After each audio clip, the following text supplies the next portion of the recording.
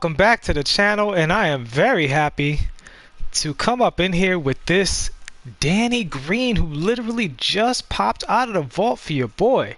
Let me tell you, the only card that has popped out of the vault for me, even though the vault has definitely blessed me a few times, I'm not gonna lie about that. Like, I've gotten some nice vault openings, but never a player. The only player I got was Ben Simmons after they gave us the code.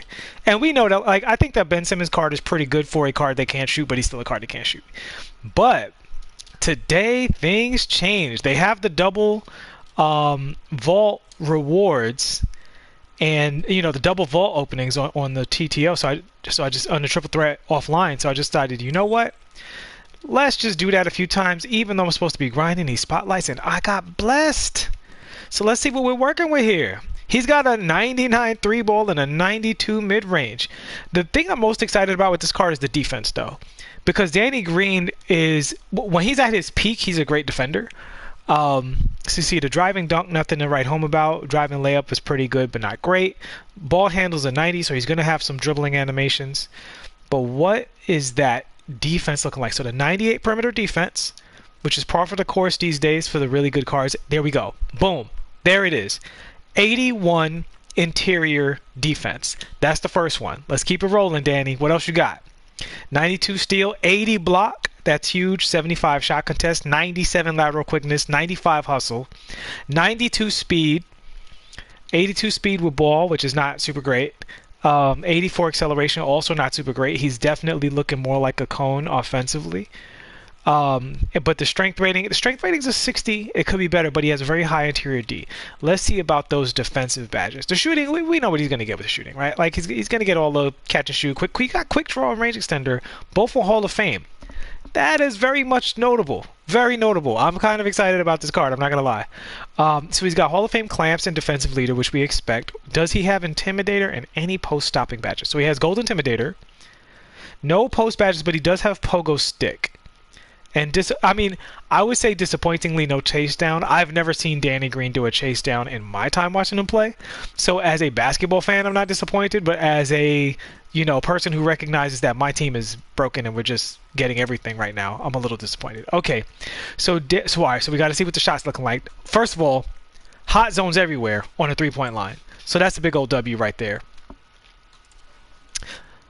Woo, he's got a good shooting form. All right.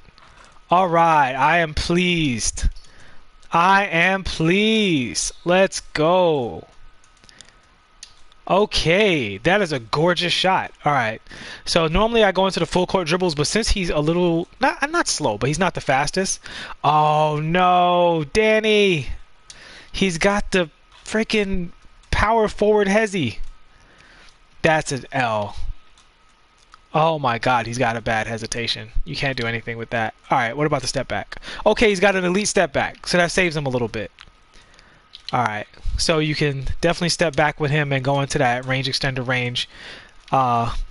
Okay, and so with him, all is not lost. He doesn't have a real game on the perimeter, but he can come off of screens, get the behind the back, and shoot right away. That's I believe, peekaboo we're talking about. I don't know why you would call that a peekaboo, but whatever. You just go behind the back when you're coming around the perimeter, press down on the right stick, let go of turbo, and you go up right away. The ball will teleport into your hands, basically. I didn't do it there. I did it too fast there. But, boom, there it is. As soon as the ball starts to go into that animation, you pull up. It's not as clean, to me, of an animation as off of the hezzy, but it's still very good. All right? Okay, so let's look at the rest of his dribbles. All right, now we'll go to the full court. He's got a solid behind the back. Crossover is not great. Between the legs is not great. Let's see with that. So his regular behind the back is solid. Let's see about his shooters behind the back. Yeah, he's got the normal Steph shooters behind the back, but he's got a slow between the legs. So Danny Green is exactly what you expect. He's not a creative offensive player. Offensively, what you're really looking for is if you're running around a perimeter at full speed, you can tap L trigger, stop, step back, and shoot off of a screen like so. And if you are full screen, the other option, full speed, is to just stop directly into the behind the back and shoot. I think that's going to be the bulk of Danny Green's game. I mean, of course, he has the momentum dribble, so you can use the momentum dribble. But he doesn't have much off of it, and I can actually tell that he's a little more sluggish than the cards that I've been using lately. in terms of creating off the dribble. However, he has such good defensive stuff that I would definitely say, if you're lucky enough to get this card, definitely try him out against other players when they're running cards like Jordan, because so many of the good cards in this game will fall victim to a Jordan or any other post-up 2 guard. Not that there are that many. So if Danny Green can hang defensively, and he has some of the strength is a little low, but the interior defense is really high, right? And he's got a great block rating for a 2 guard at an 80, very high. So what he lacks in off, you see he has very good dunk animations here. So what, yes, back, I got him. So what he lacks in raw offensive power, he makes up for, hopefully, in defensive power. But I would definitely say he might be a card you want to throw into your rotation as a backup 2 guard to shut down the other guy's card. So if you guys are lucky enough to get him, let me know how he performs on that end. I will do the same.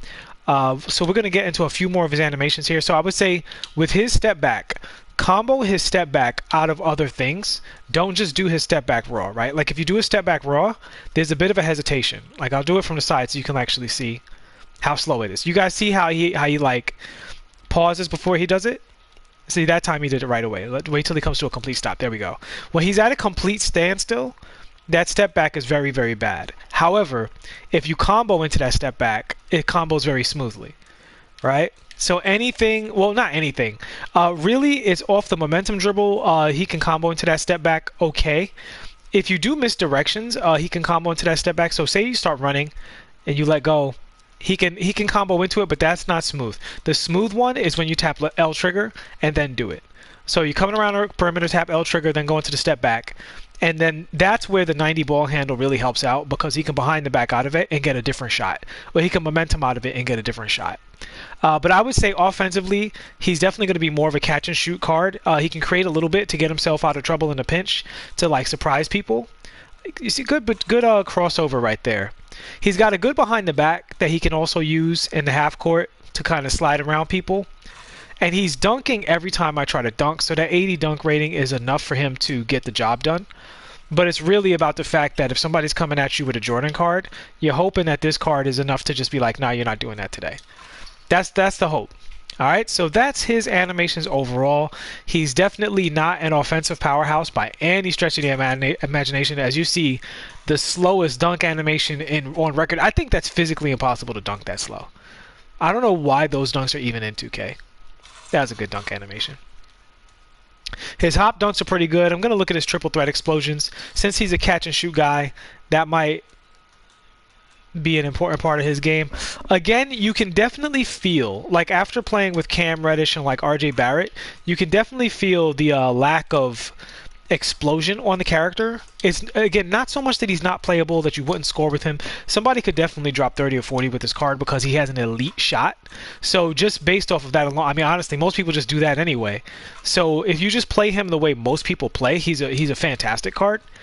But if you're trying to be more creative with him, if you're trying to really bust the opponent's defense and, you know, expose every weakness in the way they're defending, he doesn't have enough dribble moves to really do that on a consistent basis, in my opinion. But that having been said, I think catch and shoot, he's going to be outstanding. Basically, as soon as he crosses half court, he's a bucket, and his release feels really, really good. So I'm going to look at the comment section real quick. You said RJ or Cam? I don't know. That's tough. I would say that's personal opinion. Cam is a much better defender. So in that sense, is more of a well-rounded card. I would say Cam. But RJ's overall animations, I might like a little bit better. They're close though. They're definitely in the same class.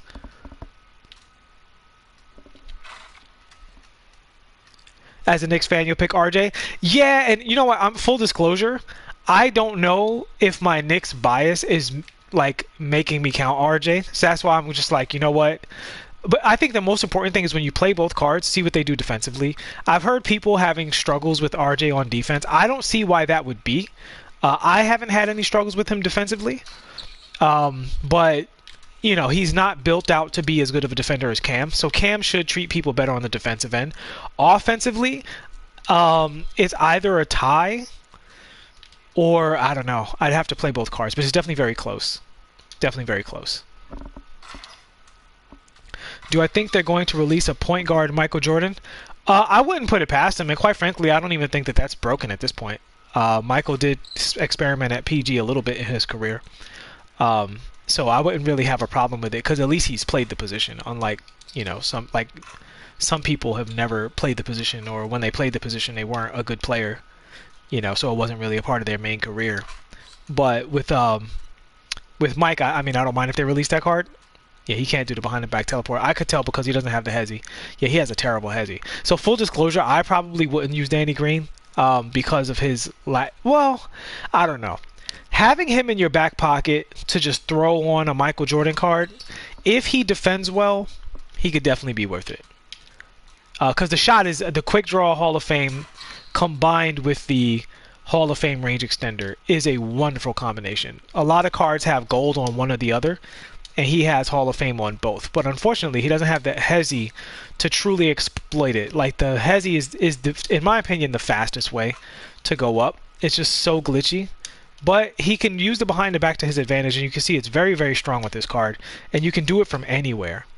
You can absolutely do it from anywhere. You know what? The more I shoot with this card, the more I feel like everybody doesn't have to be a dribble god, Like, at this point in the game, I prefer everybody to be at least a little bit creative, and he's that. He's a little bit creative.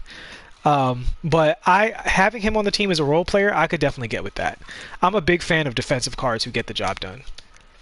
And he might be that. He has a nice sized character model too. He doesn't look too small out there. Yeah, it does feel like every shot has a chance of going in, Carson.